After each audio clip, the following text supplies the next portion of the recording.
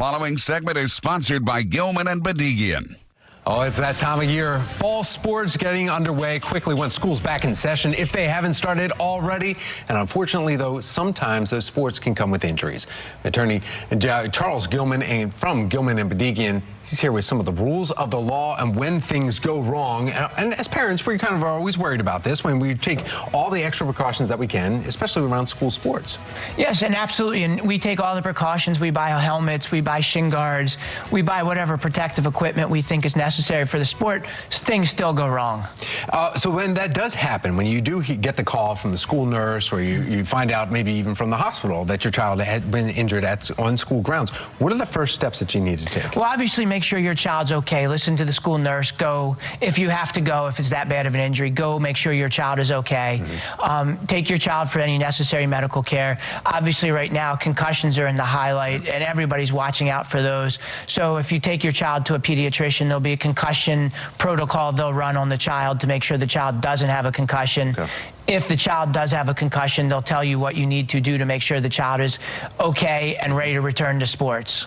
There's also, we're bringing up the concussion. I mean, whenever you have impact sports or something that goes on, how long do you have? Say there is something wrong and it takes months to figure this out. How long do you have to actually go to somebody like an attorney like yourself? Well, a lawyer, you can go to a lawyer. Children are different than adults. In Maryland, we have a 3-year statute of limitations, but if you're under 18, that statute of limitations is extended. So basically anybody in high school or below is going to be at the point where they have at least 3 years and probably more. If you're talking about a middle schooler, they could have 6, 7, 8, 9 years before the claim has to be filed. Okay.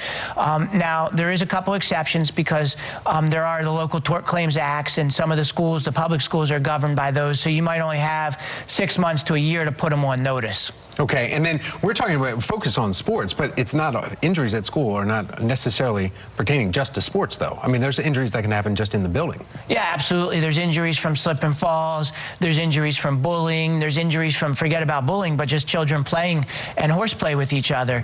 You know, boys will be boys, so to speak, and there'll be fights or wrestling matches on the playground, and kids are going to get hurt. Last question for you then. How far out does this last? I mean, we're talking about walk home from the bus stop or getting dropped off at the bus stop.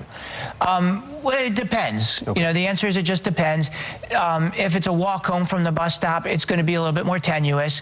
If it occurred on the bus or at school, it's a lot less tenuous to figure out who may be liable. Okay. All right. Charles Gilman with Gilman and Bedigian. Always great to have you back here. Your kids are already back in school, right? Yep. They're already back in school. They're doing it this week. That's it. Yeah. Okay. Well, nervous, but also kind of happy parents, right? Yeah. And kids, too.